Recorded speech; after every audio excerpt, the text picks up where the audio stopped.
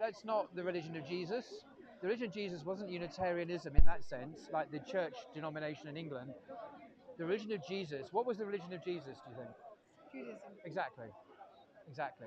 So he followed the Torah, the 613 commandments of the law. He didn't follow the Unitarian church, because that doesn't believe anything. It's a very, very, very liberal, No, secular. exactly. So I don't necessarily mean the Unitarian Church Institute or Okay. the stream, but I mean Christianity without the Trinity concept, but like believing in God, believing that Jesus exists, but for example as a messenger, believing that there is a Holy Spirit or God in action in the world.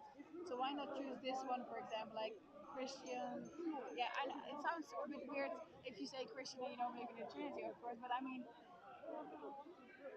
what Okay, because there are other reasons why. Because I think history shows us a Jesus who was a Torah observant Jew, Torah? a Torah observant Jew. So he, like any good Jew, obeyed the law, the 613 commandments given to Moses by God on Mount Sinai. Is there in the Torah. I mean, why do I say that? Because Jesus' religion was not just belief in one God, it was belief in the law that was given to Moses. So we've got to obey God through his commandments, the mitzvah. Yeah, that's obviously part of the faith. You can't detach the law from God. He gave it to his people. But if you're not So, born, sorry, but by analogy, Islam has a very, very similar system to the halakha, the Jewish legal system. It's called the Sharia. It's very, very similar. The place of the Sharia uh, in a Muslim's life is very similar to that of the halakha in a Jew's life, an Orthodox Jew, I mean. The halakha is the Jewish law, the Torah. Yeah. So I understood that God had given a law to his people, to the Jews. And I also understood that God had also given a Sharia to the last prophet of God, Muhammad, who was sent by God. Very, very similar law. So I couldn't just be a Unitarian if God had actually sent commandments and a way of life, a deen as we call it, to his people. That comes with it. It's a whole package. It's not just a belief, it's a way of life. So take the example of pork, for example. The law of Moses prohibits pork. Jesus didn't eat pork, never said we could. Muhammad Islam says you can't eat pork. It's a consistent thing here. Christians, however, believe that Paul said that you can eat pork, so they eat pork. But that's not what God said. You know, God was quite clear. So we're following here a way of life. So in the West, religion is secularized. It's a private thing. It's to do with your faith in your heart. Islam is not like that. Yes, it's faith in your heart, but it's external. It's also public. It's to do with society. It's to do with our relationships with people. It's to do with how we pray, what we eat, how we dress, etc., etc. It's a whole way of life, just as it is for the Orthodox Jew, just as it was for Jesus and Moses, just as it was for Muhammad. This is real religion. It's not just a belief in one God, although that's very, very important. Sorry, although that's very, very important. There's more to it than that, because God has actually asked us to follow a certain way of life, certain commands. so as I stand here listening to you, Sorry, it fell off. So if we're to be, I guess the final point is this: if we want to be authentic followers of Jesus today, in the West, anywhere, we should really follow Muhammad, because he is by far the closest spiritual and legal parallel with Jesus. And indeed, Muhammad said he hadn't brought anything new. He simply brought the same religion, but purified it of the excesses that Christians had introduced. The excesses would be the worship of Jesus. The excesses would be the abandonment of the law. As Paul says, the law has been abolished in Ephesians chapter 2, verse 15. Jesus, in Matthew's Gospel, chapter 5, said, I have not come to abolish the law. We're supposed to obey it in a particular way, according to what Jesus taught. So a big emphasis on the interior following of the laws. It's not just you don't hate people, you don't murder people, you don't hate them. It's not just you don't commit adultery, you don't lust, etc. So he's made it very interior, and that's perfectly Islamic, because as you'll know from Islam, the intention, the niyat as it's called, is absolutely central. If I fast during Ramadan, but I'm not doing it for God, my fast is completely waste of space. It means nothing, nothing at all. Any action that I do, if it's not an act of worship, and worship is a very broad category in Islam, doing the things that please God, avoiding the things that displease God. If I don't do any action according to what pleases God, it's worthless. So you have to have the intention.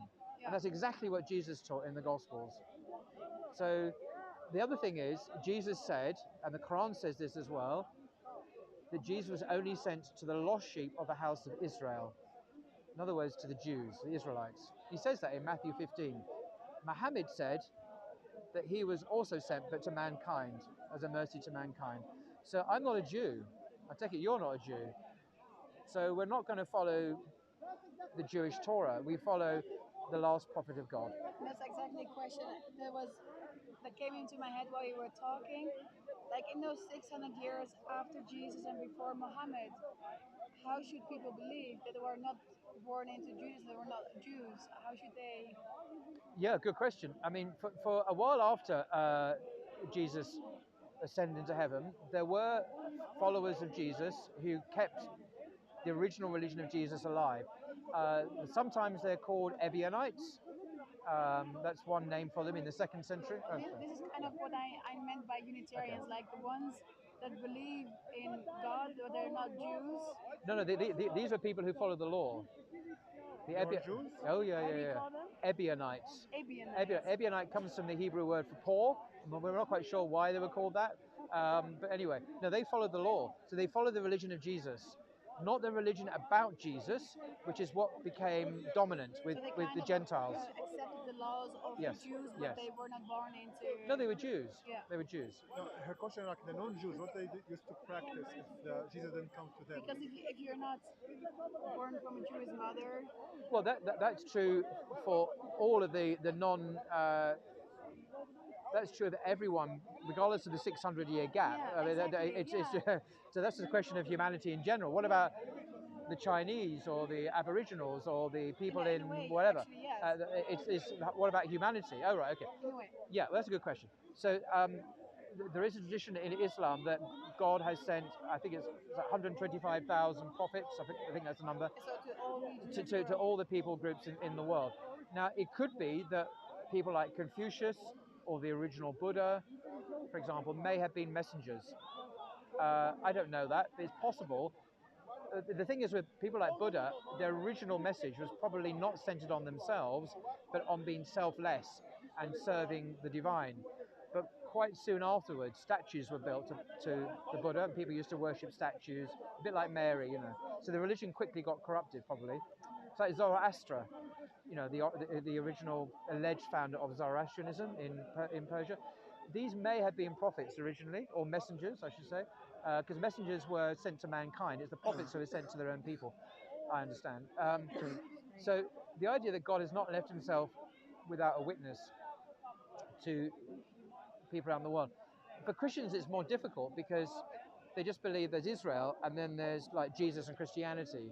So what about people in the Amazon? And there's no answer to that because Jesus never went to the Amazon. So it is, yes, for the whole world. I find a slightly different question. It lies in the same line of thinking, but for this specific region, it's a very important region because this is where all the monotheistic developments were about the biggest religion at the moment. So somehow, purposefully perhaps, there was a gap of 600 years. And what about those people? Well, yeah, coming back to the gap then, that's a different subject than the whole of humanity. Yeah, I think so. So we're coming back to the message of Jesus wasn't entirely lost for a couple of centuries. The Ebionites kept it alive. It did die out. And, you know, the timing of sending God's messengers is in his timing. The Quran even mentions this gap as well. I don't know the answer, but I assume the timing was perfect. What's your thought on it? There's indeed some messengers you didn't know about, and like maybe they had some kind of religion for them, for that society, that East nation. I mean, for the people in the region of Jerusalem and like why Mecca, 600 years, Medina. I don't know. But there were Christians, as are known to history, who did continue to follow who didn't fall for Trinitarianism, who were still monotheist. So that continued, but ultimately it died out.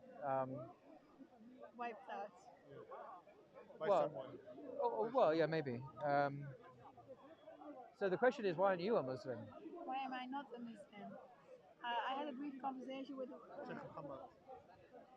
and my answer to him was like, I'm born into Christianity, and I question things. Of course, I question things about Islam. I question things about Christianity, because I haven't found the answers for myself, or I'm not convinced of the answers yet. I wouldn't switch yet. So of course, Have you read the Quran yet? I still need like a few surahs left, and then I finish the Oh, right. So you Quran. have most of the Quran. Most of it. Ah, good, good, good, Yeah. good, good, He gave it to me. good, So good. In Dutch or English or? Dutch, yeah. So Dutch, it's a good. translation. Oh, there is. Yeah, Good, yeah, good, yeah. good, good. My Arabic is not at that level. No, no, I didn't think it'd be in Arabic. No, in translation. Yeah, yeah. So yeah, looking into things, trying to find answers, but I also told my partner like I will start walking in a new direction as soon as I'm certain. I don't want to say first to my friends, yeah, I believe this, and then 2 weeks later, yeah, by the way, I think I believe this. Yeah, of course. No, you need to take. Yeah, you need to think about it carefully. So I Absolutely. rather want to take like, Yeah, yeah. perhaps it's too long, but for example, 5 years, then 2 weeks every time I believe something else. No, no, no, no. No, you need to take as long as you need to. Yeah, yeah. I think the key question for me is, how would Jesus have seen Islam in terms of its core beliefs? And I think he would have affirmed them. And then I would say, how would Jesus have seen Christianity as it evolved?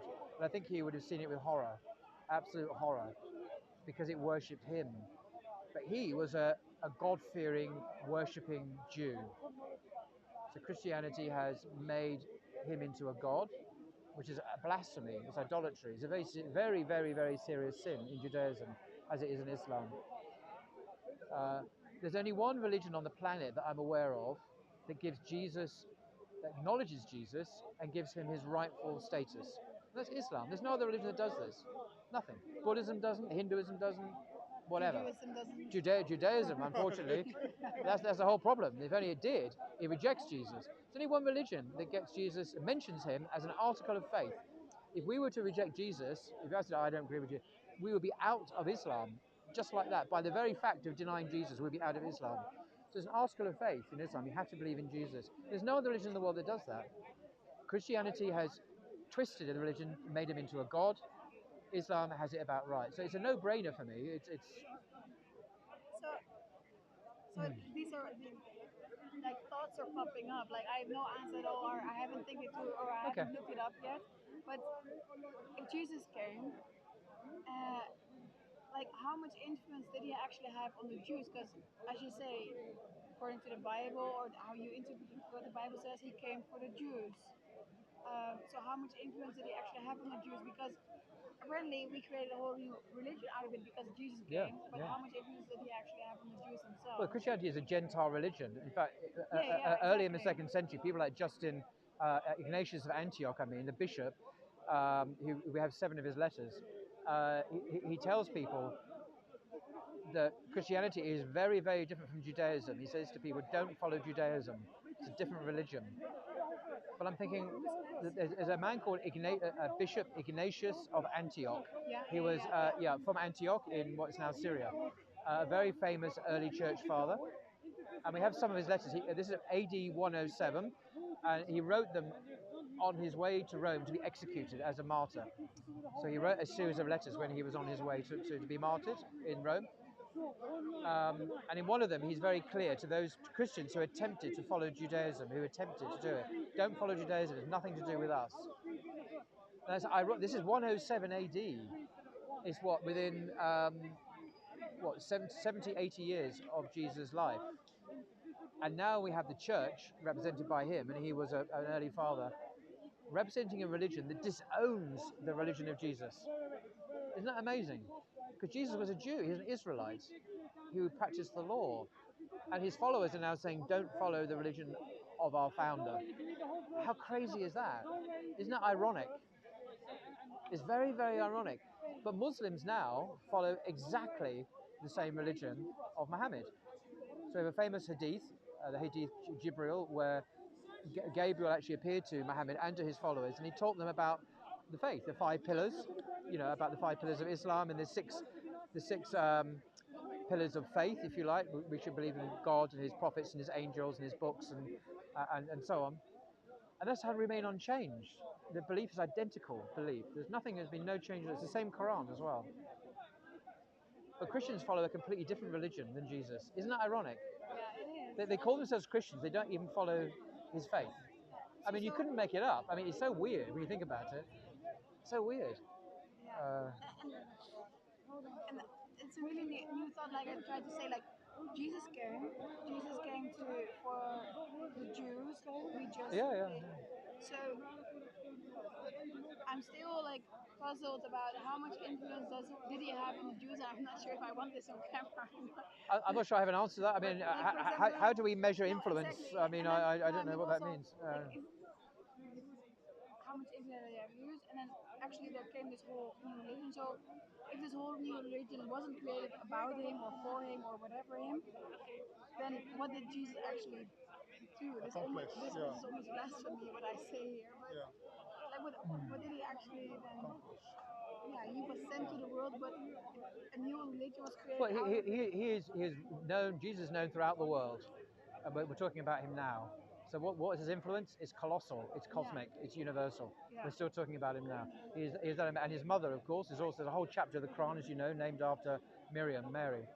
So these are some of the greatest messengers and prophets of God, and we're still talking about them now. His influence is colossal, far beyond Judaism.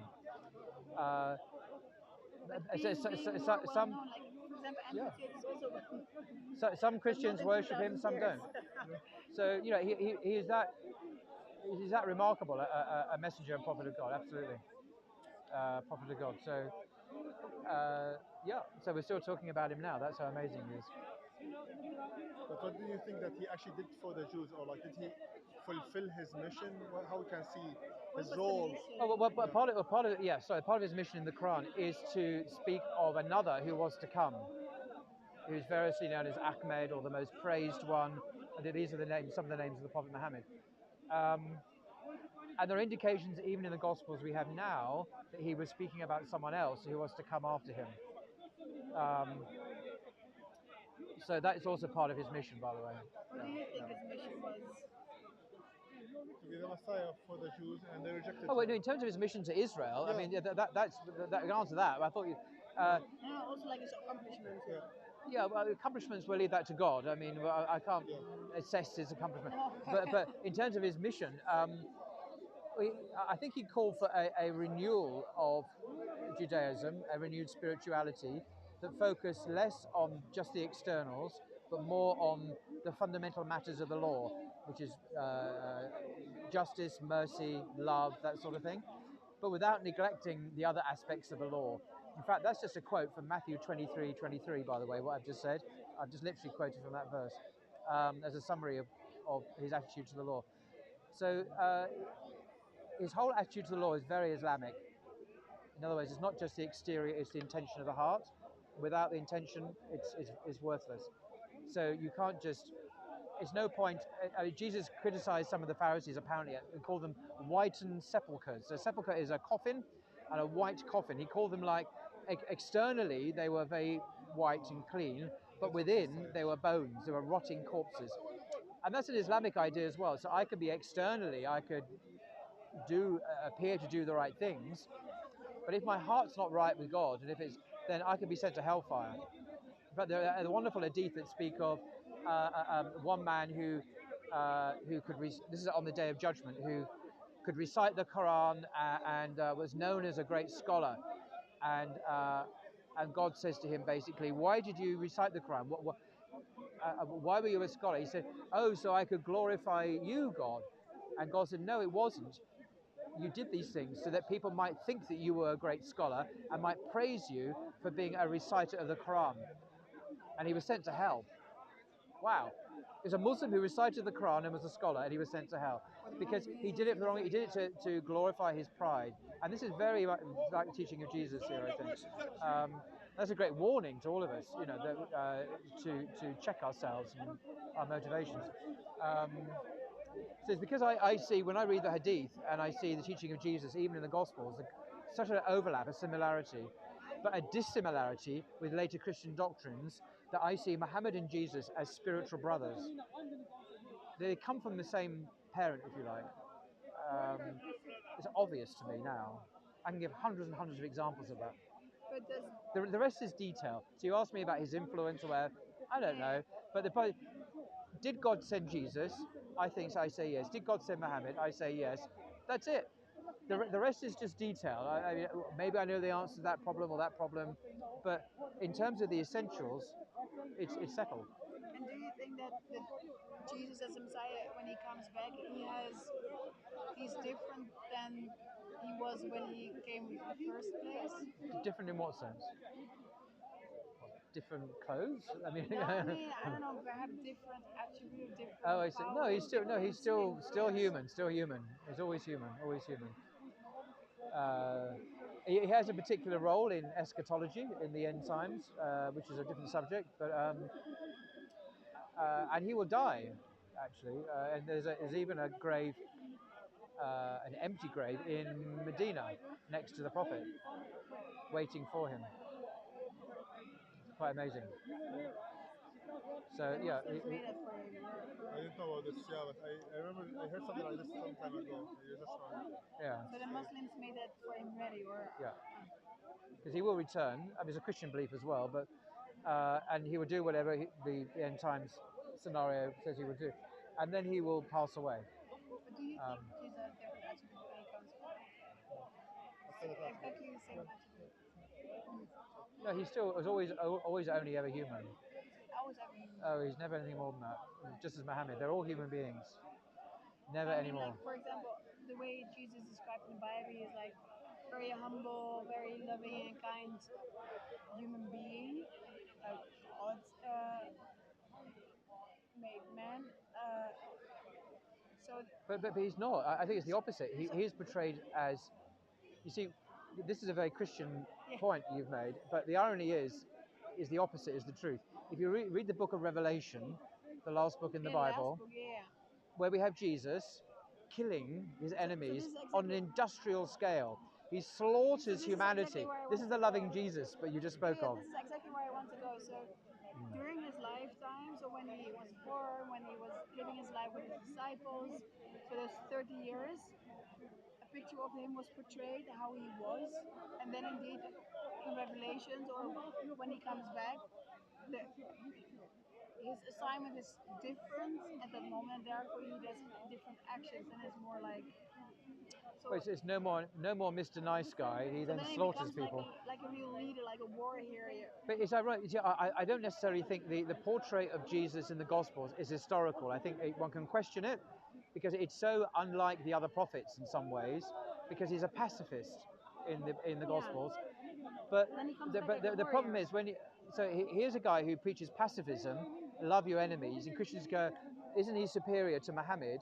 And I'm saying, well, have you read the last book of the Bible? Because what he does there is far worse than anything Muhammad ever did.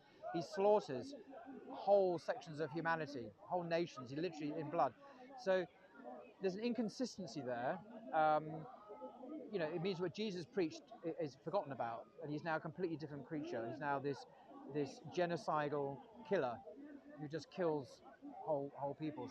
That doesn't strike. There's something wrong there. I think a more middle path is that Jesus is not quite how he's portrayed in the Gospels.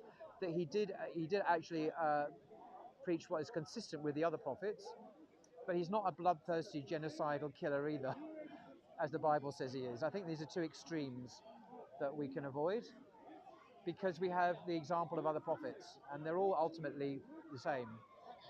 I don't think they're radically different. Sometimes that's how, because of this talk, I came up with some new thoughts to Yeah. think about. So thank you very much. Yeah. Okay. Well, I hope you. enjoyed it. That's nice talking to you. For your time. My and pleasure. patience to explain What's your name things. again? Fiona. Fiona. Nice to speak to you, Pleasure. Fiona. Nice to meet you. Thank you very much, Paul. Take care. Thank you. Assalamu Assalamu alaikum. alaikum. Have a nice day. You too. Bye bye.